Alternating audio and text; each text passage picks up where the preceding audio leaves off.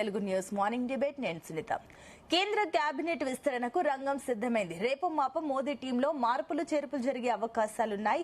ఇప్పుడున్న మంత్రుల్లో కొందరికి ఊస్టింగ్, మరికొందరికి ప్రమోషన్ ఉంటాయని అటు బీజేపీ వర్గాల్లో టాక్. ఇక తెలుగు రాష్ట్రాల నుంచి మరికొందరికి మోదీ మంత్రివర్గంలో ఛాన్స్ ఉంటుందనే చర్చ కూడా ఉంది.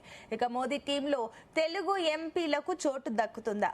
కేబినెట్ కూర్పు ఎలా ఉండబోతోంది? మార్పులు చేర్పులు ఎందుకు అన్న అంశం కూడా ఇవాల్టి డిబేట్ లో మనం డిస్కస్ చేయబోతున్నాం. ఈ ఇవాల్టి డిబేట్ లో మనతో పాటు పార్టిసిపేట్ చేస్తున్నారు రాజకీయ విశ్లేషకులు కోటేశ్వరరావు గారు ఉన్నారు. అండ్ అదేవిధంగా బీజేపీ నుంచి అల్జాపూర్ శ్రీనివాసరావు గారు జాయిన్ అయ్యారు. అండ్ అదేవిధంగా కాంగ్రెస్ నుంచి మిద్దెల జితేందర్ గారు అండ్ బీఆర్ఎస్ నుంచి సుమిత్ర ఆనంద్ గారు జాయిన్ అయ్యారు. అందరికీ వెరీ గుడ్ మార్నింగ్ అండి. గుడ్ మార్నింగ్ అండి. కోటేశ్వరరావు గారు, సో మీతో స్టార్ట్ చేద్దాం. సో కేంద్ర కేబినెట్ విస్తరణకు ఆల్రెడీ అంతా రంగం సిద్ధమైంది. అయితే ఫస్ట్ తెలుగు రాష్ట్రాల నుంచి ఎవరికి ఊస్టింగ్ ఉంటుంది, ప్రమోషన్ ఉంటుందా అన్న ఒక డైలామా ఉన్న టైంలో ఇప్పుడు ఏ రకంగా తీసుకుంటారు? ఏమైనా పర్ఫార్మెన్స్ ఆధారంగా కొత్త వారికి అవకాశం ఉంటుందా, లేదంటే రాజకీయ సమీకరణాలను దృష్టిలో పెట్టుకొని ఎన్నికల లెక్కల ప్రకారం ఇస్తారా అన్న కొన్ని ప్రశ్నలు కూడా ఉన్నాయి. కాబట్టి మీ పాయింట్ ఆఫ్ వ్యూ ఏంటి? సునీత గారు, బీజేపీ ఏది చేసినా అంటే సంస్థాపరంగా ఆ పార్టీ ఏది చేసినా, అదేవిధంగా ప్రభుత్వ పరంగా ఏది చేసినా కానీ దానికి రాజకీయంగా లబ్ధి చేకూరుతుందా లేదా అనేది ఒక ప్రధానమైనటువంటి గీట్లాయి. ఆ రీత్యా చూసుకున్నప్పుడు 2027లో దానికి ప్రధానమైనటువంటి ఉత్తరప్రదేశ్, గుజరాత్, పంజాబ్, మరొక 2 రాష్ట్రాల్లో 5 రాష్ట్రాల్లో ఎన్నికలు జరగబోతున్నాయి. ఆ ఎన్నికల్లో ఉత్తరప్రదేశ్ అనేటువంటిది దానికి కీలకం. అటువంటి ఉత్తరప్రదేశ్ లో 9 మంది మా కేంద్ర మంత్రులు ఉన్నారు. మరి వాళ్ళందరూ కూడా మొన్న 2024లో జరిగినటువంటి లోక్సభ ఎన్నికల్లో మెజారిటీ సీట్లని సాధించడంలో విఫలమై అనేక సీట్లని పోగొట్టుకోవడానికి వాళ్ళు కూడా బాధ్యులయ్యారు. అందుకని వాళ్ళు సమర్థుల అసమర్థుల అనేటువంటిది బీజేపీ అంతర్గతంగా తేల్చుకోవాల్సినటువంటి అంశం.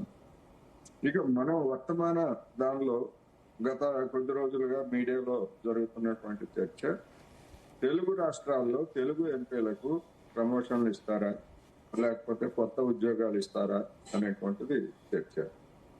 తెలంగాణ విషయానికి వస్తే 2028 చివరిలో ఎన్నికలు జరగాలి, అంటే ఇంకా 2.5 సంవత్సరాలు ఉన్నది.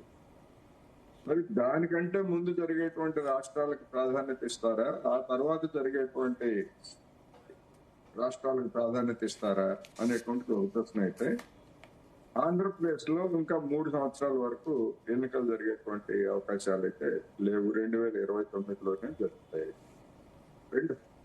ఆంధ్రప్రదేశ్ లో ఉన్నటువంటి పరిస్థితి ఏమిటి అంటే, ఎన్ని కేంద్ర మంత్రులు బీజేపీ ఎంపీలకు ఎన్ని కేంద్ర మంత్రి పదవులు ఇచ్చినా గానీ అక్కడ గొర్రెతాక బెత్తడే అన్నట్టుగా ఇప్పుడున్నటువంటి స్థితి అంటే తెలుగుదేశం జనసేన మీద ఆధారపడటం మినహా అది స్వతంత్రంగా ఎదిగేటువంటి అవకాశాలు దాదాపు లేవు అన్నది గతం వెల్లడించింది. అందుకని అక్కడ కొంతమందికి ఒకళ్ళకి కానీ లేదా ఇద్దరికి కానీ ఇప్పుడు ఉన్నటువంటి శ్రీనివాస్ వర్మ అనే ఆయన సహాయ మంత్రిగా ఉన్నాడు. మరి ఒకళ్ళకి ఇద్దరికి ఇచ్చి పార్టీని బలోపేతం చేస్తారా అంటే అది అనుమానమే అనేది నా అభిప్రాయం. ఇక తెలంగాణ మీద బీజేపీ ప్రధానంగా కేంద్రీకరిస్తూ ఉంది. ఇప్పుడు ఉన్నటువంటి కిషన్ రెడ్డి గారు కేబినెట్ మంత్రి, బండి సంజయ్ గారు సహాయ శాఖ మంత్రి. ఈ బండి సంజయ్ గారికి ప్రమోషన్ ఇచ్చి కేబినెట్ ఇస్తారా అనేటువంటిది ఒకటైతే, రెండోది ఈటల రాజేందర్ గారు, అదేవిధంగా డికే అరుణ్ గారికి లేదా ఇంకా ఒకళ్ళిద్దరు పేర్లు వినిపిస్తున్నాయి. వీళ్ళందరికీ కూడా మంత్రి పదవులు ఇస్తే మరొక సమస్య తలెత్తేటువంటి అవకాశం ఉంది. ఇప్పటికే బండి సంజయ్ ఈటల వర్గాల మధ్య సాగుతున్నటువంటి ఆధిపత్య పోరు మనందరికీ తెలిసింది. ఈ నేపథ్యంలో ఈటల రాజేందర్ కనుక కేంద్ర మంత్రి పదవి ఇస్తే అది సహాయ మంత్రి పదవి ఇస్తారా లేకపోతే కేబినెట్ ఇస్తారా అనేటువంటి మనకు తెలియదు. కానీ ఒకవేళ బండి సంజయ్కి ఈయనకి సహాయ మంత్రి పదవి ఇచ్చి ఆయనకి కేబినెట్ పోస్ట్ ఇస్తే మళ్ళా 2 అధికార కేంద్రాలు తెలంగాణలో ఏర్పడేటువంటి అవకాశాలు ఉన్నాయి. మరి ఇవన్నీ లెక్కలన్నీ వేసుకోవడానికే బహుశా బీజేపీ జాతీయ అధ్యక్షుడు హైదరాబాద్ వస్తున్నట్టుగా వార్తలు వస్తున్నాయి. ఈ పూర్వరంగంలో ఇది ఒకటైతే అది పార్టీ అంతర్గత విషయాలు. అది ఏం చేసుకుంటారు ఏంటనేటువంటి అంతర్గత విషయాలు. కానీ మరొక ప్రధానమైనటువంటి చర్చ ఏమిటంటే ఇప్పుడున్నటువంటి ఇద్దరు మంత్రులు ఈ రాష్ట్రానికి తెలంగాణకి ఏమి చేశారు అనేటువంటిది ఒకటి. జరిగినటువంటి మున్సిపల్ ఎన్నికలు, అదేవిధంగా గ్రామ పంచాయతీ ఎన్నికల్లో వాళ్ళు సాధించినటువంటి బీజేపీకి సాధించినటువంటి విజయాలు ఏమిటి అనేటువంటిది కూడా ప్రశ్నార్థం. అందుకని మరొక ఇద్దరికో ముగ్గురికో మంత్రి పదవులు ఇచ్చినంత మాత్రాన తెలంగాణలో బీజేపీ బలపడుతుందా అనేటువంటిది $1 మిలియన్ ప్రశ్న. నా అభిప్రాయం ప్రకారం మరికొంతమందికి మంత్రి పదవులు ఇచ్చినా గానీ ఇప్పటి వరకు బీజేపీ మీద ఉన్నటువంటి విమర్శలు లేదా ఆరోపణలు వాటిని తిప్పికొట్టడానికే దానికి సమయం సరిపోవట్లేదు. చూస్తున్నాం మనం మూసీ ప్రాజెక్ట్ మీద కావచ్చు, లేకపోతే ఇది మన మెట్రో ప్రాజెక్టుకు సంబంధించినటువంటి వివాదాలు ఇవన్నీ చూసినప్పుడు ఏమి చేస్తారు వీళ్ళు అనేటువంటిది ప్రధానమైనటువంటి ప్రశ్న. నా అభిప్రాయం ప్రకారం కొంతమందికి కొత్త ఉద్యోగాలు రావచ్చు తప్ప తెలంగాణకి ప్రత్యేకంగా ఈ 12 ఏళ్లలో చేయనటువంటి వాళ్ళు రాబోయే 2.5 సంవత్సరాల్లో ఏదో ఒరగబెడతారు అనేటువంటి భ్రమలు నాకైతే లేవు. ఇది వృధా ప్రయాస అవుతుంది వాళ్ళకి అదనంగా మంత్రి పదవులు ఇస్తే అనేది మాత్రం నేను చెప్పదలుచుకున్నా. మొత్తం ఇప్పుడు ఉత్తరాది రాష్ట్రాల్లో ఎన్నికలు జరగబోతున్నాయి కనుక వాళ్ళకి ప్రాధాన్యత ఇచ్చేటువంటి క్రమంలో మరి వీళ్ళకి కూడా అకామిడేట్ చేయడానికి బీజేపీకి అవకాశం ఉందా అనేది కూడా ప్రశ్న. ఓకే అండి. Yes, Aljapur Srinivas garu, good morning. Very good morning Sunitha garu. So Srinivas గారు, ఏంటి మోదీ క్యాబినెట్ లో మార్పులు చేర్పులకు ఎందుకు ఇప్పుడే అనుకుంటున్నారు? అండ్ ఇంకొకటి, అసలు నేను ఇందాక కోటేశ్వరరావు గారిని అడిగినట్లు ఏమైనా పర్ఫార్మెన్స్ బేస్ చేసుకొని ఇస్తారా, లేదంటే రాజకీయ సమీకరణాలు మీ లెక్కలు ఆల్రెడీ పాత లెక్కల ప్రకారం ఏమైనా ముందుకు వెళ్తారా? కొన్ని పేర్లు కూడా తెరపైకి వస్తున్నాయి. ఇందాక కోటేశ్వరరావు గారు కూడా అన్నారు, ఈటెల రాజేందర్ పేరు వచ్చింది, డికి అరుణ ఆవిడ పేరు కూడా వస్తుంది, కొంతమంది పేర్లు వస్తున్నాయి. ఉన్న వాళ్ళకి ఏమైనా డిమోషన్ ఇస్తారా, ప్రమోషన్ ఇస్తారా అని చాలా క్వశ్చన్స్ రేజ్ అవుతున్నాయి. సో ఏంటి? ఒక నిమిషం జితేందర్ గారు, మాకు మీ ఆడియో క్లియర్ ఉంది. ఐ థింక్ మీ సైడ్ నుంచి అనుకుంటా. ఒకసారి మేము దాని గురించి చూస్తాము. ఎస్, మేము చూస్తాం. నేను చెప్పాను ఆల్రెడీ. హైయెస్ట్ ఉంది, మాది లోయెస్ట్ ఉంది, మాదంతా. చెప్పండి పీసీఆర్. ఓకే. ఎస్ శ్రీనివాస్ గారు. ఇప్పుడు కేబినెట్ లో మార్పులు చేర్పులు ఇవన్నీ కూడా ప్రధానమంత్రి గారి యొక్క డిస్క్రిప్షన్ మీదకెళ్ళే ఉంటది. దేశంలో అవసరాన్ని బట్టి పర్ఫార్మెన్స్ బేస్డ్ గా మంత్రి పదవులు ఇవ్వడం జరుగుతుంది. దాని తర్వాత రాష్ట్రాల యొక్క ప్రయారిటీని బట్టి ఇవ్వడం జరుగుతుంది. ఆ రాష్ట్రాల ప్రగతి కోసం అవసరాల దృష్ట్యా అక్కడి నుంచి రిప్రజెంటేషన్ అవసరమైతే ఎక్కువ కూడా ఇచ్చి ఆ ప్రాంత అభివృద్ధి కోసం, ప్రజల యొక్క సౌకర్యాల యొక్క తీర్చడం కోసం ఆ యొక్క మంత్రి పదవులు ఇవ్వడం జరుగుతుంది. మీ కోటేశ్వరరావు గారు చెప్పినట్టుగా పొలిటికల్ గా కూడాను ఎంతో కొంత ఆ శాతం కూడా ఉండి ఉంటుంది. డెఫినెట్ గా సామాజిక పరంగా, రాజకీయ పార్టీల అడ్వాంటేజ్ పరంగా కూడా ఆ రకంగా తీసుకోవడం జరుగుతుంది. సో ఇదంతా కూడాను మోదీ గారి యొక్క నిర్ణయం మీదనే ఆధారపడి ఉంటుంది. వారు చాలా ఆలోచించే నిర్ణయం తీసుకుంటారు. మన రాష్ట్రానికి సంబంధించిన విషయానికి వస్తే ఇప్పటికే ఒక కేంద్ర మంత్రి, ఒక సహాయ మంత్రి ఉన్నారు. సో రాబోయే భవిష్యత్తు దృష్టి పెట్టుకుని రాష్ట్ర అవసరాల దృష్ట్యా ఇంకొక మంత్రి పదవి కూడా ఇవ్వచ్చిన ఒక ఊహాగానాలు చర్చ కూడా కొనసాగుతా ఉన్నది. ఎవరికి ఇస్తారు, ఎవరికి మరి ఇంకే ప్రమోషన్ ఇస్తారా, మరి ఇంకేదాన్ని నిర్ణయం చేస్తారు అన్నది అదంతా కూడా డిస్కషన్ మోదీ గారి మీద ఉంటుంది. మోదీ గారు చాలా ఆలోచిస్తారు. పార్టీ దృష్ట్యా, ప్రభుత్వం దృష్ట్యా, ప్రజల యొక్క అవసరాల దృష్ట్యా నిర్ణయం తీసుకుంటారు. ఇందులో ఎవరి యొక్క ప్రమేయం ఉండదు, ఎవరి యొక్క రికమెండేషన్స్ నడవ. మోదీ గారి దగ్గర అన్ని ఇంటెలిజెన్స్ యొక్క రిపోర్ట్ ద్వారా తీసుకున్నటువంటి ఒక రిజల్ట్ మీదకెళ్ళి వారు నిర్ణయం చేస్తారు తప్ప ఈ తర్వాత ఇంకేం కారణం కాదు. అయినా మా ప్రభుత్వం గురించి కోటేశ్వర్ గారు అనేక రకాలుగా చెప్తా ఉన్నారు. అధ్వానంగా పడిపోయింది, 240కి పడిపోయిందని చెప్పేసి. మరి మాకన్నా ఎక్కువ పార్టీలు ఉన్నాయా? మనం మేమే అధ్వానంగా అయితే ఇంకా మిగతా పార్టీలన్నీ దేని దానికి ఒప్పుకోవాలిగా కోటేశ్వర గారు. 2 సార్లు గెలిచిన తర్వాత కూడా 3వసారి 240 సీట్లు వచ్చినాయి. అత్యధిక సీట్లు సాధించి దేశ రాజకీయ పార్టీలన్నింటిలో బీజేపీ నంబర్ 1 పార్టీగా నిలబడ్డది కదా. మేమే మొత్తం నష్టపోయినామంటే రిజల్ట్ లేదంటే మిగతా పార్టీలు ఏమున్నట్టు? మరి 99 సీట్లు వచ్చిన పార్టీ మా పార్టీ కన్నా పెద్ద పార్టీ ఆ సంఖ్యాపరంగా, లేకపోతే 1 సీట్ వచ్చినటువంటి కమ్యూనిస్ట్ పార్టీ మా పార్టీ కన్నా పెద్దదా? ప్రజా అభిప్రాయం ఇప్పటికీ మా యొక్క నాయకత్వాన్ని కోరుకుంటున్నది. దేశానికి బీజేపీ కావాలి, మోదీ గారి నాయకత్వం కావాలనే ఒక ఆకాంక్షతోనే మరి ప్రజలు తీర్పిచ్చినారు. 240 సీట్లు ఇచ్చిన దాన్ని కూడా గౌరవించకుంటే ఎవరైనా కావచ్చు, గౌరవించాలి.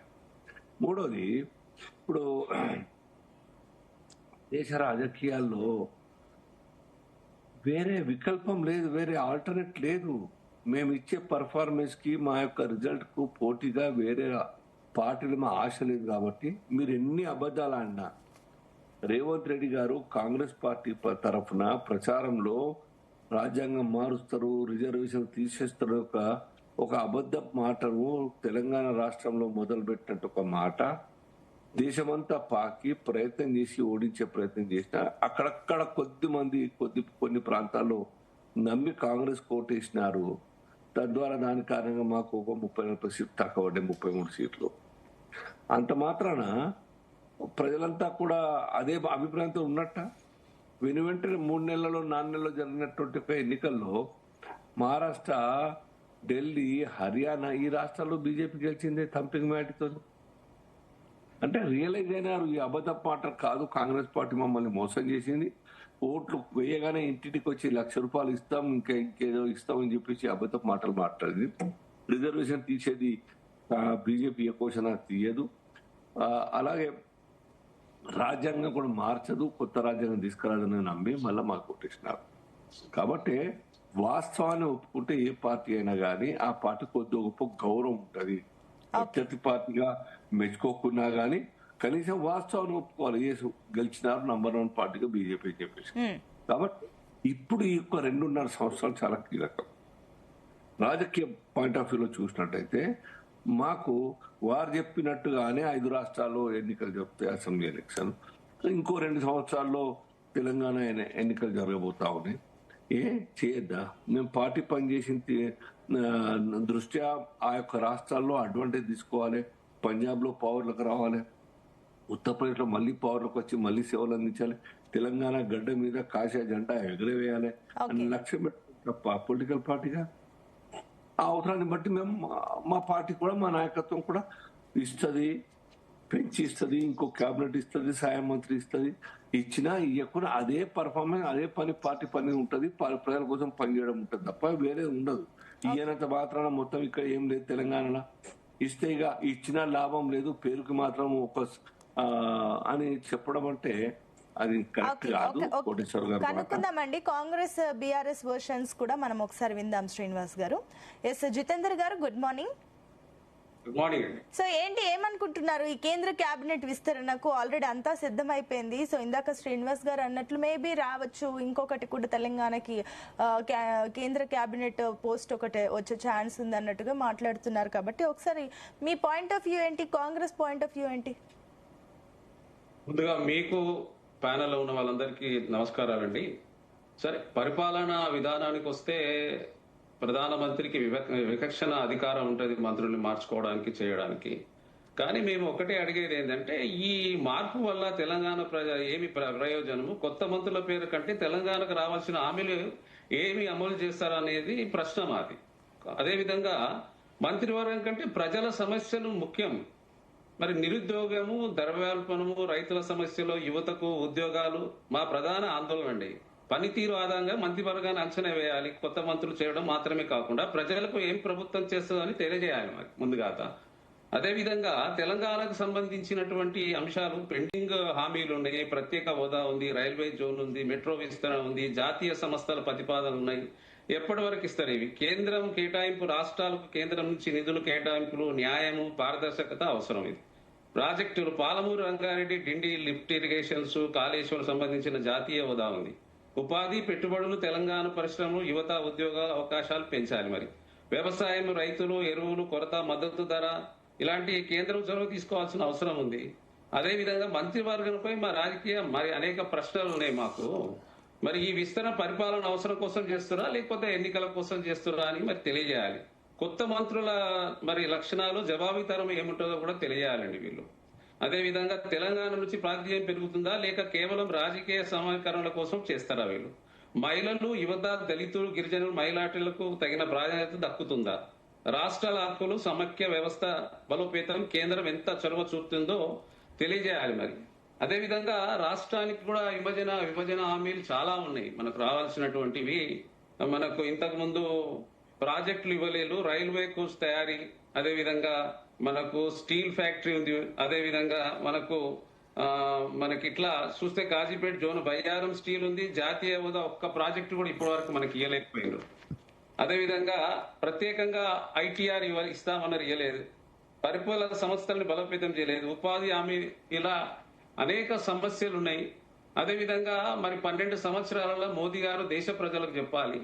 మరి ఈ రోజు వీరు ఉన్నటువంటి దాంట్లో ఒకవైపు రూపాయి పడిపోయే విధానం అయిపోయింది, ఇంటర్నేషనల్ లో జీడిపి రేటు తగ్గిపోతుంది.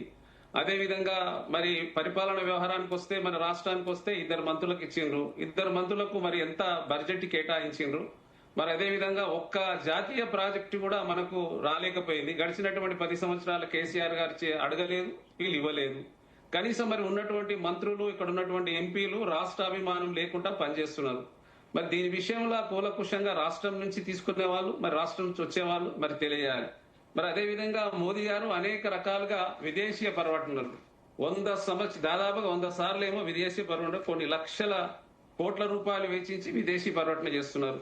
వారేమో ఆదాని అంబానీ కోసం దాదాపుగా ఇప్పటి వరకు లక్షల కోట్లు, మరి ఆదానికేమో 1,80,00,000 కోట్లు పెట్టుబడులు బయట అనేక దేశాలలో పెట్టిండి. ఇక్కడ Sri Lanka, Israel, Australia, Bangladesh, Indonesia అట్లాంటి దాదాపుగా ఒక 10-15 దేశాలలో పెట్టిండు. అదేవిధంగా అంబానీ కూడా దాదాపుగా 4 లక్షల కోట్ల రూపాయలు తీసుకువెళ్లి ఇతర దేశాలలో పెట్టుబడి పెట్టిస్తుండ్రు. మరి అసలు మరి ప్రధానమంత్రి గారు ఈ దేశాన్ని ఏం చేయాలనుకుంటుండో అర్థం కాని పరిస్థితి.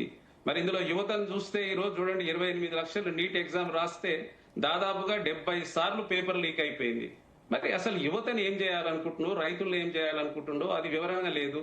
మంత్రివర్గ ఎక్స్పెన్షన్ అనేది ఇప్పుడు చూడండి, మన పశ్చిమ బెంగాల్లోనేమో 20 మంది ఎంపీలను కలుపుకున్నాడు. అదేవిధంగా ఇప్పుడు మహారాష్ట్రలో 6 కలుపుకున్నాడు. ఎంతసేపు ఉన్నటువంటి ఈ ప్రతిపక్షం ఉండకూడదు, ప్రశ్నించే గొంతులు ఉండకూడదు దేశవ్యాప్తంగా అనే భావనతోనే కనబడుతుంది తప్ప ఈ దేశానికి మరి ఏం చేశారనేది ఆయనకు మరి అర్థం కావట్లేదు. మరి అంతకుముందు ఇప్పుడు గడిచినటువంటి అనేక మంది నెహ్రూ గారిని మొదలు పెడితే మన్మోహన్ సింగ్ అనేక రకాలుగా ఈ దేశాభివృద్ధి చేసింది. కాబట్టి ఈ రోజు మరి 2 కోట్ల ఉద్యోగాలు ఇస్తా అన్నాడు, అది మూలపడిపోయింది. 15 లక్షల రూపాయలు ధనం వేస్తా అన్నాడు, అది మూలకు పడిపోయింది. అంటే ఈ 12 సంవత్సరాలలో మేము ఇచ్చినటువంటి శాస్త్ర సాంకేతిక రంగాలు, టీవీ, రేడియో అన్ని రకాలుగా ఆయన వాడుకుంటూ ఎంతసేపు ప్రజల దగ్గర కనబడి ఉట్టి మాటలు చెప్పుడు తప్ప ఈ 12 సంవత్సరాల్లో చేసింది దేశానికి పెట్టుబడులు చూడండి, అంతకుముందు 35% వస్తే ఈ రోజు 25% పడిపోయింది. దేశం అభివృద్ధి చెందుతున్నాడు, ఎక్కడ చెందుతుందండి? ఈ రోజు 100 సార్లు ప్రయాణం చేసిండు మొత్తం ఇంటర్నేషనల్ గా. ఏం చేయగలిగిండు? ఆదాని అంబానీ కోసం ఆయన పెట్టుబడులు పెట్టేయడం కోసం, పెట్టుబడులు తీసుకురావడం కోసం ఇవే చేస్తున్నాడు. పెట్టుబడులు ఎక్కడ వచ్చిన పెట్టుబడి రాలే కదా, తీసుకుపోయి దేశవ్యాప్తంగా ఉన్నటువంటి ధనాన్ని వేరే దేశాలలో పెట్టిస్తున్నాడు. మరి అదే విదేశాంగ నీతి చూస్తే ఏముంది? ఈ రోజు పక్కన ఉన్నటువంటి దేశాలన్నింటినీ వ్యతిరేకం అయిపోయినాయి. ఏమున్నదండి? ఇవన్నీ తెలియాలి, ప్రశ్నలకు జవాబులు చెప్పాలి. ఇప్పుడు మేము మాదంతా ఏంటంటే ప్రజల పక్షాన మేము అడుగుతున్నాం. ఇది మా పదవులు కాదు, ప్రజల పక్షాన మేము ఏం చేస్తారనేది తెలియజేయాలి మోదీ గారు. ఓకే అండి, జితేందర్ గారు మీ పాయింట్స్ నోట్ చేసుకున్నాం, విల్ డిస్కస్. ఎస్ సుమిత్ర గారు, గుడ్ మార్నింగ్. గుడ్ మార్నింగ్ అండి సునీత గారు. సో సుమిత్ర గారు, మీ పాయింట్ ఆఫ్ వ్యూ ఏంటి, ఏ రకంగా చూస్తున్నారు? ఒకటి, తెలంగాణకు సంబంధించి కూడా కేంద్ర మంత్రులు ఎక్కువ మంది ఉండడం వల్ల తెలంగాణకి ప్రయోజనం జరుగుతుందని నమ్ముతుందా బీఆర్ఎస్? సో ఏంటి, అండ్ జితేందర్ గారి మాటలకి మీరు ఏకీభవిస్తున్నారా? సునీత గారు, మీకు అల్జాపూర్ శ్రీనివాస్ గారికి, కోటేశ్వరరావు గారికి, జితేందర్ గారికి, అలాగే జీ తెలుగు న్యూస్ ప్రేక్షకులకు నమస్తే అండి. జై తెలంగాణ. తెలంగాణ ప్రజల ఆకాంక్షల పట్ల, తెలంగాణ రాష్ట్రం పట్ల, తెలంగాణ వాదం పట్ల, తెలంగాణ అస్తిత్వం పట్ల ఏమాత్రం మరి ఇది లేనటువంటి సానుకూలత లేనటువంటి అనేక సందర్భాల్లో వ్యతిరేకతను కనబరిచినటువంటి బీజేపీ వల్ల తెలంగాణకు ప్రయోజనం ఏమీ లేదండి. ఈ ఇద్దరికే కాదు, ఇంకా ఉన్నటువంటి 8 మందికి, మొత్తం మరో 6గురికి మంత్రులుగా అవకాశం ఇచ్చినా తెలంగాణకు ఒరిగేదేముండదు, జరిగేదేముండదు. ఒక కేంద్ర మంత్రి, సహాయ మంత్రి ఇద్దరుండి కూడా ప్రత్యేకంగా రాష్ట్రానికి జరిగిందేమీ లేదు. విభజన హామీల విషయంలో గాని, రాష్ట్ర ఆకాంక్షల విషయంలో గాని తెలంగాణకు ఒరిగిందేమీ లేదు. మోదీ గారి నుంచి మొదలుకొని నిన్నటి తేజస్వి సూర్య వరకు తెలంగాణ పట్ల వ్యతిరేక వ్యాఖ్యలు చేస్తున్న సందర్భంలో ఈ 8 మంది మరి కనీసం నిరసనను తెలియజేసిన సందర్భము కనిపించదు. కాబట్టి అంతేకాకుండా బీజేపీ ప్రధాన ఉద్దేశం, ఇక మీరు జితేందర్ గారితో ఏకీభవిస్తారా అంటే కొన్నిటికి ఏకీభవించాల్సిందేనండి. అలాగే కోటేశ్వరరావు గారు స్పష్టంగా చెప్పిండ్రు, వారితో నేను పూర్తిగా ఏకీభవిస్తున్నా. కొన్ని సందర్భాల్లో అసలు బీజేపీ ఏం ఆలోచిస్తుంది, ఏ రకంగా మంత్రులను నిర్ణయిస్తా ఉన్నది అని అంటే, మత విద్వేషాలను రెచ్చగొట్టిన వారికో ఇట్లాంటి వాళ్లకు అవకాశం ఇవ్వడం తప్ప తెలంగాణ ప్రజల బాగు కోసం, ప్రజల కోసం ప్రశ్నించే వాళ్ళు, ప్రజల కోసం పోరాడే వాళ్ళకు అవకాశం ఇచ్చినట్టు కనిపించదు. ఎంత మందికి ఇచ్చినా ఇక్కడ 2 జాతీయ పార్టీలకు సమ అవకాశాలు ఇచ్చి తెలంగాణ ప్రజలు జాతీయ స్థాయిలో చర్చ జరగాలి, జాతీయ స్థాయిలో తెలంగాణకు మేలు జరగాలి. కాంగ్రెస్ అధికారంలోకి వస్తుందో మరి బీజేపీ అధికారంలోకి వస్తుందో అని చెప్పి సమంగా సీట్లు పంచిన ఇద్దరు కూడా రాష్ట్ర ప్రయోజనాలు నెరవేర్చడంలో మరి వెనుకంజలోనే ఉన్నారు, ఏమాత్రం ప్రయత్నం చేయలేదు. ఇక మోదీ గారు 240 రావడం గ్రేట్ కదా అని అల్జాపూర్ శ్రీనివాస్ గారు అంటారు. 400 సీట్లు సాధిస్తామని చెప్పినటువంటి వారు 240కే పరిమితం కావడం ఎట్లా గ్రేట్ అవుతుందండి? నంబర్ 2, ఇంకొకటి పక్క పార్టీలను పూర్తి స్థాయిలో మమతా బెనర్జీ గారిని అప్పుడే హెచ్చరించింది, ఇప్పుడు కాదండి. దీదీ మీ 40 మంది ఎమ్మెల్యేలు నాతో టచ్ లో ఉన్నారని స్వయంగా మోదీ గారే ప్రకటించారు.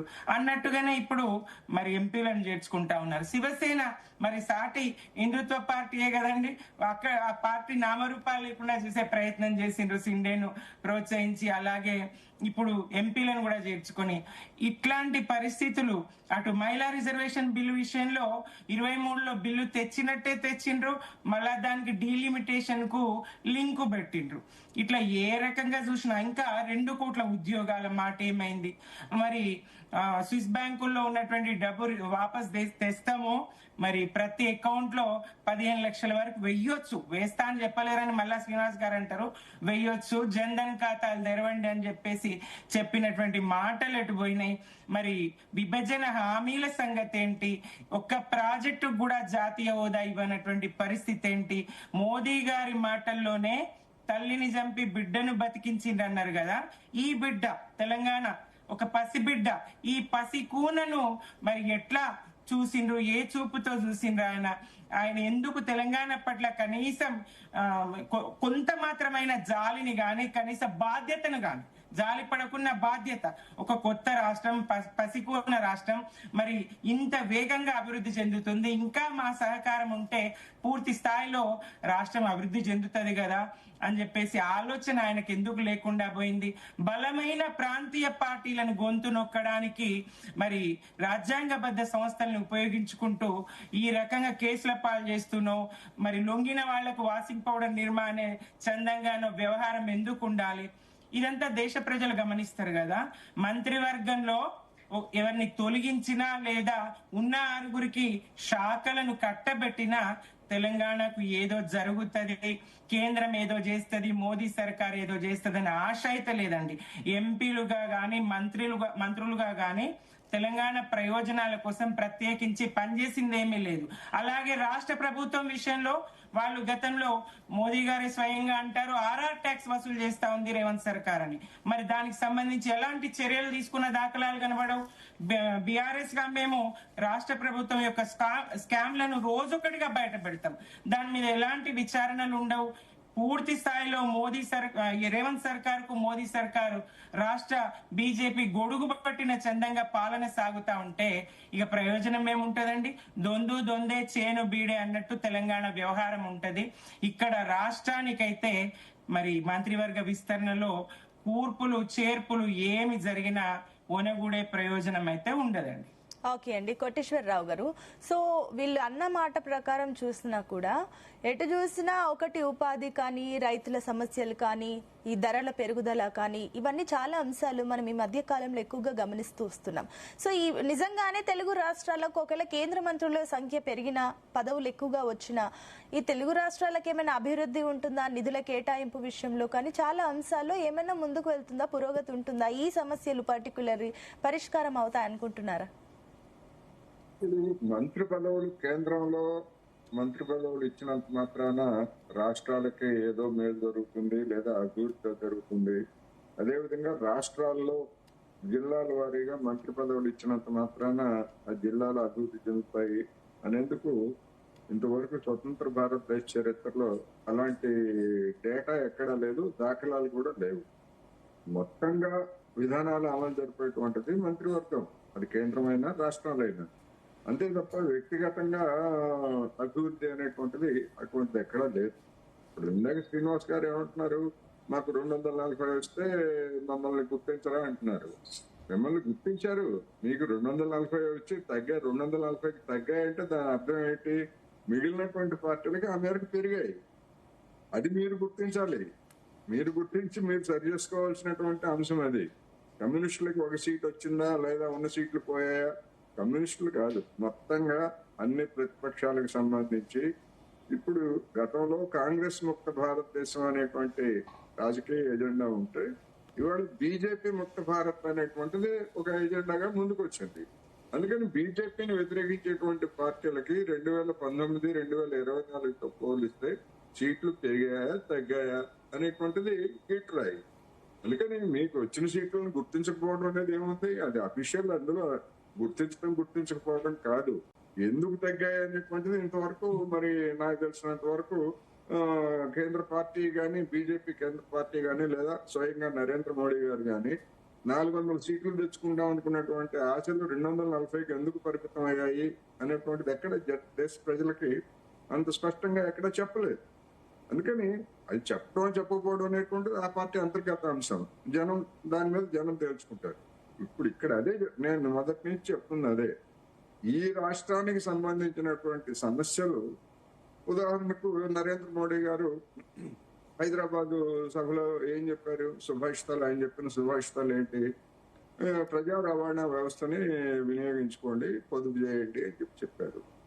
మరి అది చెప్పిన తర్వాత కొన్ని నెలలు గడిచిపోయాయి. ఇప్పుడు ఎంఎంటీఎస్ సేవల్ని ఎందుకని కనీసం గతంలో రద్దు చేసినటువంటి కొత్త వాటి సంగతి తర్వాత రద్దు చేసినటువంటి ఎంఎంటీఎస్ సేవల్ని ఎందుకని పునరుద్ధరించలేదు? ఎంఎంటీఎస్ ఎక్కేవాళ్ళు లేరా? అంటే హైదరాబాదు లేదా పరిసర ప్రాంతాల్లో ఉన్నటువంటి వాళ్ళందరూ కూడా కోటీశ్వర్లు, ఎంఎంటీఎస్ ఎక్కనటువంటి ధనికులని భావిస్తున్నదా కేంద్ర ప్రభుత్వం? రెండోది, పోనీ ఇన్ఫ్రాస్ట్రక్చర్ అదనంగా ఏమన్నా ఖర్చు చేయాల్సి వస్తుందా కేంద్ర ప్రభుత్వానికి, రైల్వే శాఖకి? అది కూడా ఏమీ లేదు. అనేక మార్గాలు విద్యుదీకరణ అయిపోయినాయి, లేకపోతే డబులింగ్ అయిపోయింది, ఇవన్నీ కూడా అయిపోయినాయి, అన్నీ ఉన్నాయి. కావాల్సింది ఏమిటి? అన్నీ ఉన్నా అల్లుడు నోట్లో శని అన్నట్టుగా రైలు మార్గాలు ఉన్నాయి, విద్యుత్ ఉంది, అన్నీ ఉన్నా కానీ రైళ్లు లేవు ఒకటి. రెండోది, వందే భారత్ గురించి లేకపోతే మన కిషన్ రెడ్డి గారు 3 బుల్లెట్ రైళ్లు తెలంగాణకు అని చెప్పేసి చెప్తారు. 3 బుల్లెట్ రైళ్తే అండి 30 తేవండి, మొత్తం వందే భారత్ చేయండి, ఎవరికి ఇబ్బంది లేదు. సామాన్యులు ప్రయాణించేటువంటి ప్యాసింజర్ రైళ్లని కరోనా పేరుతోటి మీరు రద్దు చేశారు. వాటిని ఎందుకని పునరుద్ధరించరు? అంటే మరి ప్రజా రవాణా వ్యవస్థ అంటే రైల్వేలు కూడా భాగమే కదా, ఎందుకని పునరుద్ధరించరు? అంటే మీరు పైకి జనానికి శుభాషితాలు చెప్తారు తప్ప ఆచరణలో మీరు చేయాల్సింది చేయడం లేదు. అందుకని బుల్లెట్ రైళ్లు వచ్చినంత మాత్రాన సామాన్య ప్రయాణికుడు, ఎంతమంది సామాన్య ప్రయాణికుడు బుల్లెట్ రైళ్లు ఎక్కుతారండి? బుల్లెట్ రైళ్లు మరి ప్రతి చిన్న స్టేషన్ లో ఆపేవు కదా. ఏం ఉపయోగం అనేటువంటిది ఒకటి, ధనికులకు ఉపయోగం, అందులో ఎలాంటి సందేహం లేదు.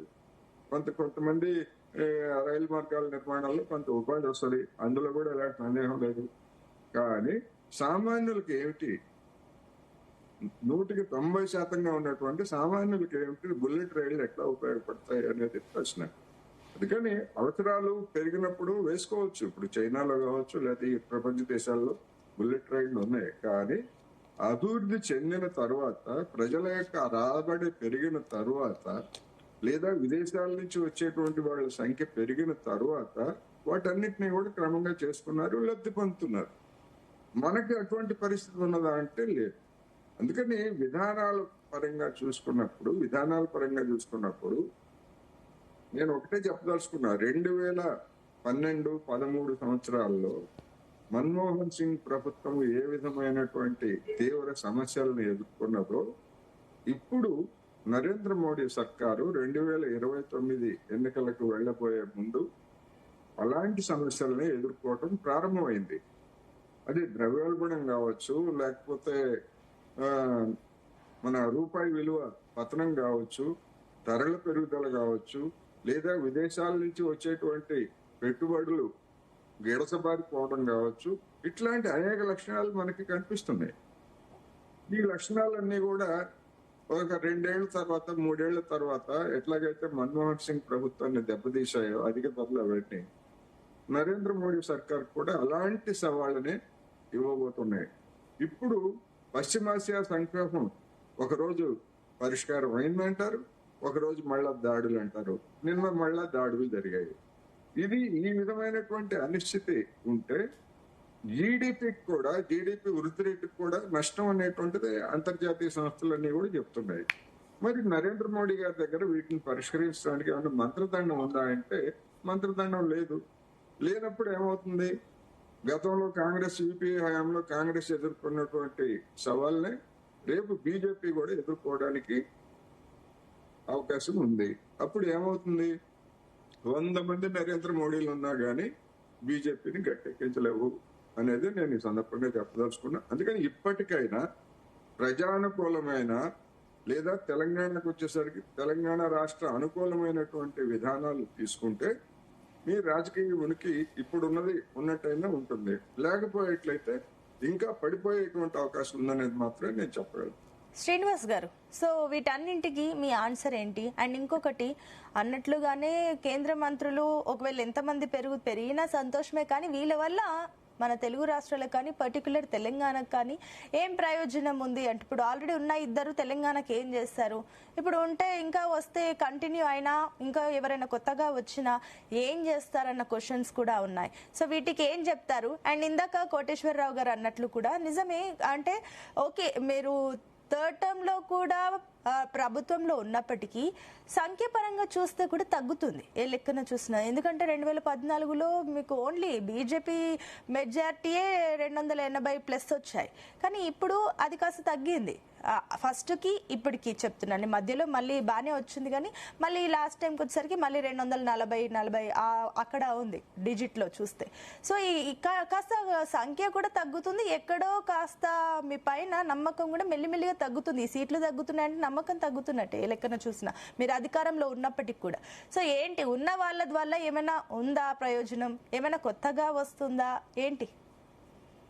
ఫస్ట్ ఆఫ్ ఆల్ అయితే సునీత గారు, కేంద్ర మంత్రి పదవి అంటే కేవలం ఒక తెలంగాణ రాష్ట్రం కోసం పనిచేయడానికి మాత్రమే పదవి ఉండదు. యావత్ దేశం మొత్తానికి వారి బాధ్యతలు ఉంటాయి. బడ్జెట్ కూడా మంత్రి కాగానే కేవలం తెలంగాణ కోసం బడ్జెట్ ప్రత్యేకంగా ఏమీ ఉండదు. అవసరాలని బట్టి, నిశ్చితిని బట్టి ఆ యొక్క రాష్ట్ర సమస్యల్ని మరి పరిష్కారం చేయడం కోసం అవసరమైతే కొద్దిగా పిఎం గారి యొక్క విశేషాధికార కారణంగా కొద్దిగా ఫండ్ తీసుకురావచ్చు. పర్ క్యాపిటల్ రేషియో ప్రకారంగా ఏదైతే నీతి ఆయోగ్ ఉందో ఆ నీతి ఆయోగ్ ద్వారా అలొకేట్ అయినటువంటి ఫండ్స్, దాని తర్వాత ఆయా డిపార్ట్మెంట్కి ఇచ్చినటువంటి యొక్క ఫండ్స్ కారణంగా మన రాష్ట్రానికి కూడా మనం ఎంపీలు కావచ్చు, లేకుంటే మంత్రులు కావచ్చు తీసుకొచ్చే ప్రయత్నం చేస్తారు. కానీ ఎంటైర్ దేశం యొక్క బాధ్యతలు వదిలేసి మొత్తం ఒక రాష్ట్రం కోసం ఇవ్వడం అనేది సాధ్యం కాదు.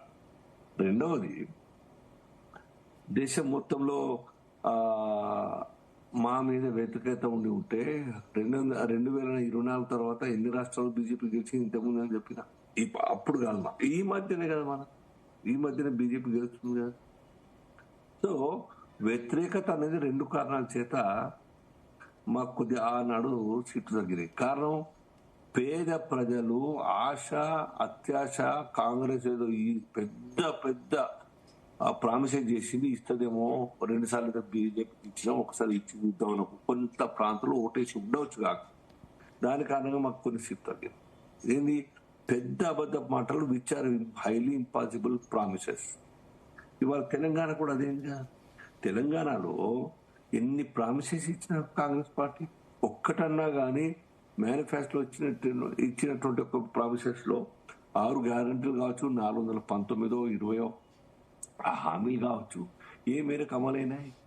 ఎందుకు ఈ యొక్క ప్రజల్లో వ్యతిరేకత వస్తా ఉన్నది అంటే వారు కూడా అంటారు మన local body elections law by election Congress గెలిచింది.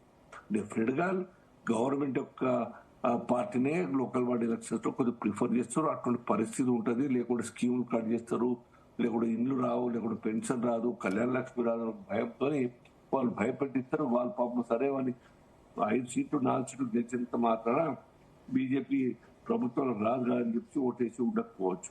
అంత మాత్రాన జనరల్ ఎలక్షన్స్ లో వారి యొక్క పర్సెప్షన్ మారకుండా ఉంటుంది.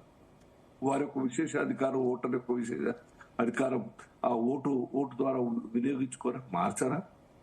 సాధ్యమైతే డెఫినెట్ గా అదే జరుగుతుంది. కాబట్టి మాకు సంపూర్ణ విశ్వాసం సొంతగా Bharatiya Janata Party in the interest of nation పనిచేస్తున్నది. ఏ పార్టీకి కూడాను ఆ క్రెడిబిలిటీ లేదు, ఏ పార్టీకి కూడా అదర్ దెన్ బీజేపీ, ఎన్డీఏ. కాబట్టి ప్రజల్లో ఆ యొక్క ఇంట్రెస్ట్ చూసి రాజకీయ పార్టీలు కొన్ని మా వైపు వస్తున్నాయి. ప్రజలు మా పార్టీ పట్ల బాగా ఆదరణ చూపిస్తున్న కారణంగా ఆ పార్టీ చిన్న పార్టీలు కూడా మా వైపు వస్తున్నారు. కొందరేమో డైరెక్ట్ ఎన్డీఏలో కలుస్తున్నారు, కొందరు బీజేపీలో కలుస్తా ఉన్నారు. ఇదంతా కూడా కళ్ళ ముందర కనబడేటువంటి ఒక పిక్చర్ భారతీయ జనతా పార్టీకి బలం పెరుగుతున్నది అనే విషయం. మా పర్ఫార్మెన్స్ ప్రజల యొక్క ఆదరణ లభిస్తున్నదని పర్ఫార్మెన్స్ బేస్డ్ కాబట్టి మాకు ఆ చింత లేదు. ప్రతిపక్షాలు ఎంత తిట్టినా మీరేమో మా దగ్గరికి మా గ్రోత్, మా స్కీములు మేము పంచుతున్న ఇవన్నీ కూడా చూసి డెవలప్మెంట్ చూసి వస్తున్నారని మీరు అంటున్నారు. మీరు వేరే పార్టీల మద్దతు కోరుకుంటున్నారు, ఇప్పుడు పరిస్థితి లేక మీరు వేరే పార్టీల మద్దతు కోరుతున్నారని చెప్పేసి కూడా అంటున్నారు కదా విమర్శలు. మేము మద్దతు కోరుతాం అనుకున్నాం అనే కొన్ని బిల్స్ కోసం సపోర్ట్ అడుగుతాం, అందరినీ అడుగుతాం. కొందరేమో ఎన్డీఏలో కలుస్తా ఉన్నారు మా యొక్క పర్ఫార్మెన్స్ చూసి, కొందరు బయట ఉండి మాకు ఓటేసేటువంటి పరిస్థితి ఉంటుంది. ఇదంతా కూడా మా ఎజెండా దేశ హితం కోసం, దేశంలో సంస్కరణ తీసుకురావడం కోసం ప్రవేశపెట్టేటువంటి బిల్స్ కు అనుకూలంగా ఆ పార్టీలు, ఆ ఎంపీలు మనకు మా ఫేవర్ లో వస్తున్నట్టు అని మేము చాలా గర్వపడుతున్నాం. మమ్మల్ని సపోర్ట్ చేస్తున్నాను. ఆ పార్టీల యొక్క చూస్తే మనం పశ్చిమ బెంగాల్ యొక్క మతమైన పాలన చూస్తాం. ఇవాళ కోడిగుడ్లు టమాటాలు ఎందుకు వేస్తా ఉన్నారు? అర్థం చేసుకోవాలిగా. అక్కడి కామన్ మ్యాన్ అర్థం చేసుకుంటా ఉన్నారు. ఈ యొక్క రాక్షస పాలన పీఠ మూడింది, రాక్షస పాలన మొత్తం కూడా అంతమందిగా ఈ నాయకుల్ని భర్తం పడదామని చెప్పి ధైర్యం రోడ్డు మీదకి వస్తుంది. దాన్ని ఎవ్వరం కూడా సమర్థించాం. చట్టం మన చేతుల్లో తీసుకోమని చెప్పాం. సాక్షాత్ ప్రధానమంత్రి గారే దాన్ని ఖండించినారు. కానీ కొన్ని లైవ్ ఎగ్జాంపుల్ మీరు అన్న లెక్కలన్నీ చూసినా కూడా ఫస్ట్ ఆఫ్ ఆల్ ధరల పెరుగుదల దానికి సంబంధించి చాలా మంది నిరుత్సాహంగా ఉన్నారు. వాట్ ఎవర్ ఈ జిఎస్టీ గానీ వీటి గురించి చాలా మంది డిసప్పాయింటెడ్ గానే ఉన్నారు. ఏంటి ట్యాక్స్లు అంతెందుకు? ఇప్పుడు నిజం చెప్పాలంటే మనలో మన మాట మీకు తెలిసిన వాస్తవమే. నగ్న సత్యం ఏంటంటే కూడా ఈ ట్యాక్సులు ఇవన్నీ ఏంటి అసలు ఇండియాలో ఇంత ఎక్కువగా ఉన్నాయి, వేరే కంట్రీస్ కి వెళ్ళిపోతే అక్కడ ట్యాక్సులు ఉండవు, అక్కడన్నా బతకొచ్చని. ఈవెన్ ఎన్ఆర్ఐస్ సంఖ్య పెరుగుతుంది. ఒకసారి మీరు గమనించండి, చెప్పండి వీటన్నింటికి ఏమంటారు? ఒకటి కరోనా తర్వాత ప్రపంచ ఆర్థిక పరిస్థితి మొత్తం కూడా కుదేలైంది, ఇంక్లూడింగ్ చైనా అండ్ అమెరికా. భారతదేశం ఇంకా తట్టుకొని ఉన్నదంటే కారణం మన యొక్క సమర్థవంతమైనటువంటి పరిపాలన దానికి నిదర్శనం. కాబట్టి మనమే ఇంకా 10 దేశాలకు సపోర్ట్ ఇచ్చే పరిస్థితుల్లో మనకు కూడా కష్టాలు ఉన్నప్పుడు కూడా అయినా సమర్థవంతంగా నడిపిస్తూ ఆ దేశాలతో సత్సంబంధాలు నేర్పుతూ ఈ దేశ యొక్క గౌరవాన్ని కాపాడుతున్నది భారతీయ జనతా పార్టీ, మోదీ సర్కార్. సో కరోనా తర్వాత ఎంత మారింది పరిస్థితి. మీరు రేట్ల గురించి చెప్తున్నారు కదా, పక్క రాష్ట్రాలే కాదు, పక్క దేశాలే కాదు, అనేక దేశాల్లో ఆ యొక్క నిత్యావసర సరుకుల యొక్క ధరలు చూడండి, భారత్తో పోల్చుకోండి. నేను ఒక యూట్యూబ్ లో చూసిన ఒక తల్లి ఆవేదన అమెరికా పోయింది, అస్తమా ఉన్నది, అక్కడ మందులు అయిపోతే మళ్ళీ చెకప్ కోసం అపాయింట్మెంట్ ఆన్లైన్ కేవలం వీడియో కాన్ఫరెన్స్ ద్వారా చెకప్ 23,000 రూపాయలు కేవలం ఆ యొక్క చెకప్ కోసం ఛార్జెస్ ఆన్లైన్ ద్వారానే. దాని మందులు ప్రిస్క్రిప్షన్ రాస్తే ఫుల్ రాస్తే 42,000 అయితే అని చెప్తే సగం తీసుకుంటే 21,000 తీసుకుని తీరా ఆ మందులు తీస్తే 250 రూపాయలు ఇండియన్ కరెన్సీ లుపిన్ కంపెనీ మందులు. లుపిన్ కంపెనీ మందు మన దగ్గర 250. ఎట్లా పోల్చుకుంటారు? ఎట్లా అనేక దేశాల నుంచి ఇక్కడికి వచ్చి ఆపరేషన్ చేసుకుంటా ఉన్న హెల్త్ పాయింట్ ఆఫ్ వ్యూ అవసరాన్ని బట్టి భారత్కి వస్తున్నా అంటే తక్కువ ధరలో ఇక్కడ సౌకర్యాలు ఉన్నాయి, తక్కువ ఖర్చుతో ట్రీట్మెంట్ ఉన్నది, తక్కువ ధరలో పెట్రోల్ ఇప్పటికీ డీజిల్ ఇప్పటికీ అందుబాటులో ఉన్నది. పాకిస్తాన్ పోల్చుకుంటే 300 పైన ఉన్నది. ఇంకా అనేక రాష్ట్రాల గురించి మర్చిపోయి గల్ఫ్ దేశాలు తప్ప. సో వాస్తవాన్ని మెచ్చుకుంటే మా ప్రతిపక్షాన్ని కూడా ప్రజలు కొద్దో గొప్ప ఆదరిస్తారు. వాస్తవానికి కాక ఈర్ష్యతో మమ్మల్ని తిడుతా ఉంటే ప్రజలు మళ్ళా ఇంకా బుద్ధి చెప్తారు. కాబట్టి మీ యొక్క మంచి ఆలోచన ఉంటే మాకు సపోర్ట్ చేయండి. మేము స్వాగతిస్తాం, మేము వెల్కమ్ చేస్తాం, మేము కూడా ఆచరించే ప్రయత్నం చేస్తాం. కేవలం ఈర్ష్యతోని ప్రజల్ని భ్రమింపజేసి మాటలు ప్రామిస్ చేస్తూ మమ్మల్ని తిడుతా ఉంటే ప్రజలు ఆశీర్వదించారు. అది కళ్ళ ముందు కనబడుతున్నటువంటి అనేక ఉదాహరణలు ఉన్నాయి మనకు. కాబట్టి ఆర్థికంగా కరోనా తర్వాత నిలబడి కూడాను ఇవాళ ఇంత బలీయంగా 3rd పొజిషన్కి వచ్చిన ఆర్థిక రంగంలో అంటే ఈ కళ్ళ ముందు కనబడేటువంటి వాస్తవాన్ని కూడా ఒప్పుకుంటే ఎట్లా సునీత గారు? దాన్ని ఒప్పుకుంటున్నాం, దాన్ని ఒప్పుకుంటున్నారు, కానీ సంఖ్య తగ్గుతుంది కదా. నేను అడిగేది అది, సంఖ్య తగ్గింది కదా, దానికి ఏమంటారు? ఎంతో కొంత తగ్గుతుంది కదా. సంఖ్య తగ్గనికి కారణం అప్పుడు ఆ మాట చెప్పినాము, అబద్ధ ప్రచారం చేస్తారు. దాని తర్వాత ఎలక్షన్ గెలిచింది, దాన్ని ఎందుకు ఒప్పుకోరు? ఇన్ని రాష్ట్రాలు గెలుస్తున్నాం, కంపింగ్ మ్యాచ్ 208 సీట్లు గెలిచినాం పశ్చిమ బెంగాల్లో, మిగతా రాష్ట్రాలన్నీ గెలుస్తూ వస్తున్నామే, దాన్ని ఒప్పుకోరా మీరు? అప్పుడు 40 సీట్లు తగ్గినాయి, 33 సీట్లు తగ్గినాయి మెజార్టీకి. 303 సీట్లు ఉంటే 60 సీట్లు తగ్గినాయి అనుకుందాం, 63 సీట్లు. ఇప్పుడు గెలుస్తున్నాయి కదా. పార్టీనే మా పార్టీలకు వస్తారు, మీ పాలన బాగుంది, ప్రపంచమే మెచ్చుకుంటుంది, మేము మెచ్చుకోకుండా బాగుండని చెప్పి మా ఎంబడి వస్తుంటే ఇంకా కూడా మళ్ళీ ఈర్చబడి తిడతా ఉంటే ప్రజలు ఈర్షించుకుంటారు. మళ్ళీ ఇంకా జీరోకి వస్తారు. 25 పార్టీలను గొప్పగా మల్లికార్జున్ ఖర్గే గారు ప్రెస్ మీట్ లో చెప్పినారు. మా యొక్క ఇండియా అలయన్స్ మీటింగ్ అయింది మొన్న పశ్చిమ ఎలక్షన్ తర్వాత, 25 పార్టీలు మా టీంలో వచ్చినాయని చెప్పేసి. ఏ పార్టీలు అండి? 0 ఎంపీలు ఉన్నటువంటి పార్టీలు, 1 సీటు ఉన్న పార్టీ, 2 సీట్లు ఉన్న పార్టీ. ఈ పార్టీలు చెప్పుకొని మొత్తం 25 పార్టీలు గొప్పగా చెప్పుకునే ప్రయత్నం చేస్తే ప్రజలు నమ్ముతారా? ఆ పార్టీల బలం ఏందో తెలియదా? ఆ రాష్ట్రాల్లో ఆ పార్టీ పేరు తీసుకుంటే ఆ రాష్ట్రాలు ఆయా సంబంధిత రాష్ట్రంలో ఆ ప్రజలు నవ్వుకోరా? మా రాష్ట్రం గురించి చెప్తుంది. కాబట్టి బీజేపీ దేశం కోసం పనిచేసే పార్టీ, దేశ అభివృద్ధి కోసం పనిచేసే పార్టీ, ప్రజలందరినీ ఒక తాటిపై తీసుకెళ్లే పార్టీగా ఇవాళ పేరు జితేందర్ గారు, ప్రజలు ఆదరిస్తారు. జితేందర్ గారు, సో ఏంటి మీరు చెప్పిన వాటికి ఆన్సర్స్ వచ్చాయా? ఏంటి, ఏం ఎక్స్పెక్ట్ చేస్తున్నారు? ఇప్పటివరకు అయితే నాకు ఎటువంటి ఆన్సర్ అయితే కనబడట్లేదు. ముఖ్యంగా ఒకటి, ఇప్పుడు అనేక రాష్ట్రాలలో గెలిచినామంటే ఈ భారతదేశంలో ఇప్పటికీ 30% అట్టడుగు వర్గాలు ఉన్నారు, 60% మిడిల్ క్లాస్ వాళ్ళు ఉన్నారు, 10% అంత బాగా రిచ్ పర్సన్స్ ఉన్నారు. ఇప్పుడు ఇక్కడ జరిగినటువంటి రాష్ట్రాలలో జరిగిన ఎలక్షన్స్ లో ఇప్పుడు మనం చూస్తే ఏమైంది, బీహార్ లో 65 లక్షల ఓట్లు తీసేసింది, అదే విధంగా పశ్చిమ బెంగాల్లో 95,000 ఓట్లు తీసేసింది. మరి అదే విధంగా తమిళనాడులోకి వస్తే స్టాలిన్ దగ్గర పోటీ చేస్తుంటే 80,000 ఓట్లు ఒకటే నియోజకవర్గంలో తీసేసింది. అక్కడ ఎందుకు ఈ రకంగా అంటే ఫామ్ ఫిల్అప్ చేసి 2002 నుంచి ఎవరైతే మీరు అది ఎలక్షన్స్ లో ఓటు హక్కు వచ్చిందో వాళ్ళు ప్రతి ఒక్కరు ఫామ్ ఇవ్వాలంటే అలా చదువుకున్న వాళ్ళు ఉంటారు, చదువుకోని వాళ్ళు ఉంటారు. ఇట్లా ఈ రకంగా ఎస్ఐఆర్ ని ముందుకు తీసుకొచ్చి రకరకాలుగా ఓటు వేయనీయకుండా ఇప్పుడు అన్ఎడ్యుకేషన్ అనేది ఎడ్యుకేషన్ ఇప్పటికీ మన దగ్గర ఇంకా 60, 70, 80% ఉందండి. వేరే దేశాలు చూస్తే చైనా చూడండి ఈ రోజు 97% ఎదిగిపోయింది అన్ని రంగాలలో. కాబట్టి ఇక్కడ ఇంకా దిగువ వాళ్ళు రాలేని వాళ్ళు చదువులేని వాళ్ళ ఓటు అంతా అది కాంగ్రెస్ చదువు రాని వాళ్ళకి ఫామ్లు నింపడం రాని వాళ్ళకి కోసమే కదా దానికోసమే కదా. ఇప్పుడు ఆ రకంగా ఇప్పుడు ఒక రాష్ట్రంలో కోటి ఓట్లు తీసేస్తే ఇంకా ఎక్కడ పార్టీ మనరా చెందుతుందండి. అదే విధంగా ప్రతిపక్షాల మీద కేసులు పెట్టిండ్రు, అదే విధంగా మమతా బెనర్జీ మీద కేసులు పెట్టిండ్రు. మహారాష్ట్రలో ఉన్నటువంటి అలా శ్రీనా ఒక నిమిషం ఆగవే, నువ్వు చెప్పని నన్ను కూడా చెప్పని అడిగిన దానికి నేను చెప్తున్నాను కదా. బంగ్లాదేశ్ ఎందుకు పోతున్నారు లైన్ పట్టిరు లక్షల మంది వారు ఓటర్లు, వారు మా దేశస్తులుగానో బీజేపీ తృణమూల్ ఎమ్మెల్యే మీరు 12 సంవత్సరాల నుంచి పరిపాలిస్తుంటే దేశంలో దూరుతున్నారు, వేరే దేశాలకు సంబంధించిన టెర్రరిస్టులు వస్తున్నారు, మన ప్రజల్ని హింసిస్తున్నారు, చంపేస్తున్నారు. మీ భారతదేశంలో ఉన్నటువంటి పరిపాలనలో హోమ్ మినిస్టర్ మీరు, ప్రైమ్ మినిస్టర్ మీరు దూరుతుంటే ఎక్కడి నుంచి దూరుతున్నారు? మీ బార్డర్ నుంచి దూరుతున్నప్పుడు బార్డర్ ఫోర్స్ కదా చూడాల్సింది. హోమ్ మినిస్టర్ ఏం చేస్తున్నాడు, ప్రైమ్ మినిస్టర్ ఏం చేస్తున్నాడు? ఇప్పుడు ఇది కాదండి.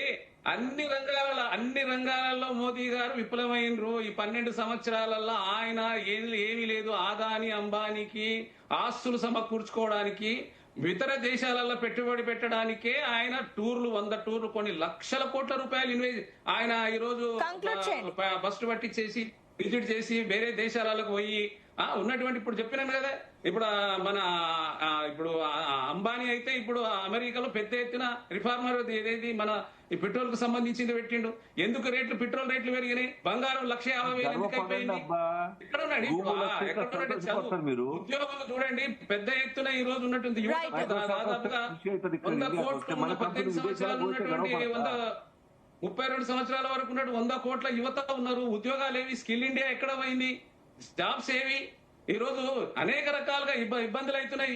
ఇప్పుడు కాక్రోచ్ లాంటి పార్టీలు బయలుదేరి ఇప్పుడు అందరం ఇప్పుడు చూడు బయలుదేరి యువత చూడండి ఏ రకమైతే మన బీజేపీ కంటే ఎక్కువ మెంబర్షిప్ వచ్చేసింది వాళ్ళకు. అంటే యువత ఏ రకంగా ఆకర్షిగా ఉన్నారో చూడండి. మరి 70 సార్లు పేపర్ లీక్ అయిపోతే ఆయన మంత్రి ఎందుకు రాజీనామా చేయడండి? పూర్వం చూడండి ఒకసారి ప్రధానమంత్రి నుంచి మొదలు పెడితే మంత్రుల వరకు ఒక చిన్న రైలు యాక్సిడెంట్ జరిగితే రాజీనామా చేసినటువంటి రోజులు ఉన్నాయి.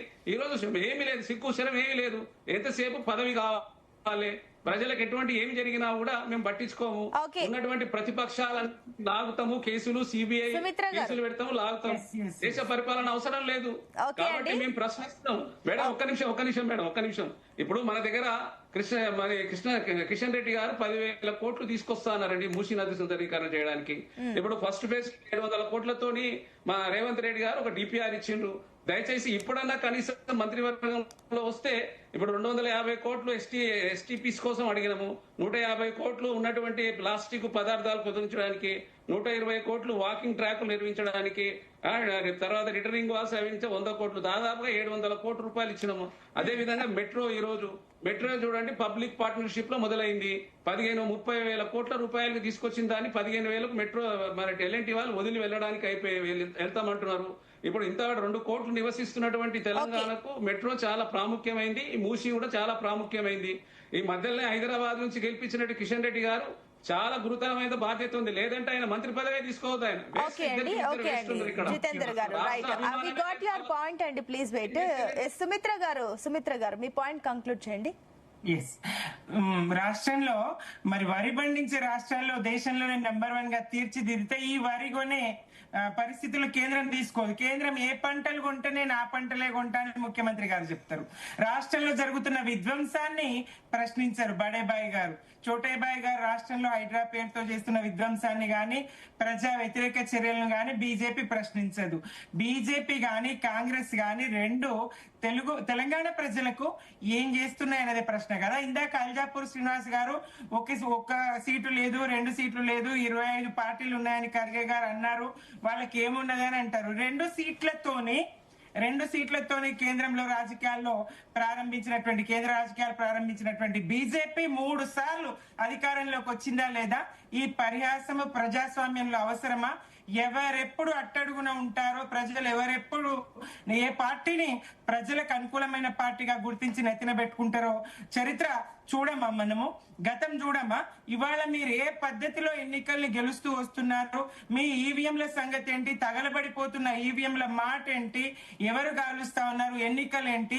మరి ఇవాళ ఎస్ఐఆర్ పేరుతో చేస్తున్నటువంటి ఈ ఓట్ల తొలగింపు ప్రక్రియలో మరి మీకు పడని ఓట్లు, మీవి కాని ఓట్లు ఎట్లా తొలగిస్తా ఉన్నారు? అక్కడ బిఎల్ఏలు ఎవరిని నియమించిండ్రు, బిఎల్ఏలు ఎవరి అదుపాజ్ఞల్లో పనిచేస్తారు తెలియనటువంటి విషయం కాదు కదా. మరి ఎందుకు ఆధార్తో అనుసంధానం చేయరు? ఒకవేళ నిజంగా ఇదే ఉంటే ఆధార్తో అనుసంధానం చేయాలి కదా. ఒక పౌరుడికి ఒక ఓటే ఉండాలి కదా. ఇంకా పౌరసత్వం మీదనే చర్చలు జరుగుతూ ఉంటాయి. పౌరసత్వం పౌరులను నిరూపించుకోవడానికి ఏ ఆధారాలు కూడా దేశంలో, పాస్పోర్ట్ కూడా లేనటువంటి దాన్ని కూడా తీసుకురానటువంటి పరిస్థితి చూస్తా ఉన్నాం ఇటీవల కాలంలో. రోహింగ్యాలు అని పాక్ అని, మతం అని, హిందూయిజం అని, రాముడని ఎంతసేపు రాజకీయాలు చేస్తారు? ఎన్ని సార్లు ఈ రాజకీయాలు చేస్తారు? రాముడి గుళ్ళో జరుగుతున్నటువంటి పరిణామాలు చూస్తలేమా? అక్కడ జరుగుతున్న నిధుల మళ్లింపు, మరి రామశిలల పేరుతో వచ్చినటువంటి వెండి బంగారు ఇటుకల మాయం, రాముడి పాదుకలకే రక్షణ లేనటువంటి పరిస్థితి. పాదుకలే అయోధ్య నేలిన కాలం నాడైతే పాదుకలకే, రాముడి పాదుకలే ఇప్పుడు కనిపించడం లేదట అయోధ్యలో. ఇట్లాంటి పరిస్థితి చూస్తున్నాం. మరి అక్కడ పాలన ఎవరిది? వీళ్ళదే కదా. కేంద్రంలో ఎవరు? వీళ్ళదే కదా. ఎట్లా జరిగింది అక్కడ? ఏ మతస్థులు దోపిడీ చేసిర్రు? అన్య మతస్థులు అయితే కాదు కదా. ఇట్లాంటి అటు మతం పేరు చెప్పుకొని హిందువులకు రక్షణ లేదు. మెజారిటీ హిందువులకు మీ పాలనలో రక్షణ లేకపోవడం ఏందండి? 12 సంవత్సరాలుగా పాలన కొనసాగిస్తా ఉన్నారు. రోహింగ్యాలను ఎందుకు తిప్పి పంపలేకపోయినండి? మరి రోహింగ్యాలు పాత బస్తీలో ఉన్నారు. ఇదేనా మతం? ఐక్యంగా అంటారు, ఐక్యంగా కాదు, ప్రజల్ని విభజించి పిడికెడు మంది లేనటువంటి మైనారిటీలను చూపించి, చిన్న దేశమైనటువంటి పాకును చూపించి ఎంతకాలం రాజకీయం చేస్తారు? రాముని చూపించి, రాజైన రాముని చూపించి, ఆదర్శ పాలకుడైనటువంటి రాముని చూపించి, మరి ఒక్క పౌరుడి మాటకు శీల పరీక్షను ఎదుర్కొని, అగ్ని పరీక్షను ఎదుర్కొని వచ్చిన సీతను అడవుల్లోకి పంపినటువంటి రాముడు ఆదర్శం అంటారు. ఎన్ని కుంభకోణాలు వెలికి తీసినా, ఎన్ని ఈ స్కామ్లు బయటపడ్డా వీళ్ళు కదలరు, మెదలరు. మరి ఏం చర్య తీసుకున్నారండి బండి సంజయ్ గారి మీద? ఇట్లాంటి ఆరోపణలు, ఎన్ని ఆరోపణలు వచ్చినాయి మొన్న వాటి పోక్సో కేసు అంశంలో ఏదైనా చర్య తీసుకున్నారా? ఇంకా ప్రమోషన్ ఏమనే చర్చ జరుగుతా ఉన్నది. ఇట్లాంటి పరిస్థితులు బీజేపీ వల్ల తెలంగాణ రాష్ట్రం దేశ ప్రయోజనాలు అంటారు. దేశంలో రాష్ట్రం తెలంగాణ భాగం కాదా? దేశ ప్రయోజనాల కోసం చేస్తారు మంత్రులు, దేశ ప్రయోజనాల కోసం అంటారు. దేశంలో తెలంగాణ భాగం కాదా? ఆంధ్రప్రదేశ్ మాత్రమే భాగమా?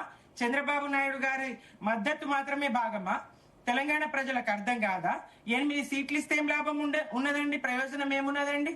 మరి ఏ రకంగా చూసినా తెలంగాణకు అన్యాయమే బీజేపీ వల్ల జరుగుతా ఉన్నది.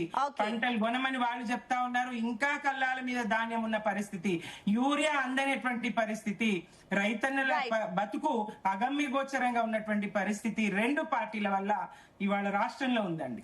ఓకే అండి, థ్యాంక్ యూ అండి. డిబేట్ లో పార్టిసిపేట్ చేసిన అందరికి కూడా thank you so much. So మొత్తం మీద అటు కేంద్ర కేబినెట్ విస్తరణకు రంగం సిద్ధమైనప్పటికీ కూడా ఈ విషయంలో రాజకీయంగా ఎన్నో ఊహాగానాలు మనకు స్పష్టంగా కనిపిస్తున్నాయి. అయితే అసలు పదవి విషయంలో ఎవరికి ఏం వస్తుందా అన్న విషయం కంటే కూడా ప్రజలకు ఏం దక్కింది అనేది కూడా చాలా ఇంపార్టెంట్. ఎందుకంటే కూడా అటు కొత్త ముఖాలు వస్తాయా, లేదంటే పాత వాళ్ళని కొనసాగిస్తారా, ఈ విషయాలన్నీ పక్కన పెడితే అటు రైతు కానీ, యువత కానీ, మహిళ, మధ్యతరగతి, పరిశ్రమలు కానీ, తెలుగు రాష్ట్రాలకి ఉపయోగపడే నిర్ణయాలు తీసుకుంటేనే ఈ కేబినెట్ విస్తరణకు కానీ, ఈ మార్పులకు కానీ ఒక అర్థం ఉంటుంది. చూడాలి మరి ఈ కొత్త కేబినెట్ తర్వాత ఏమైనా మార్పులు ఉంటాయా, 2 తెలుగు రాష్ట్రాలకి ఏమైనా ఉపయోగకరమైన నిర్ణయాలు తీసుకుంటారనేది మాత్రం చూడాలి. That's all.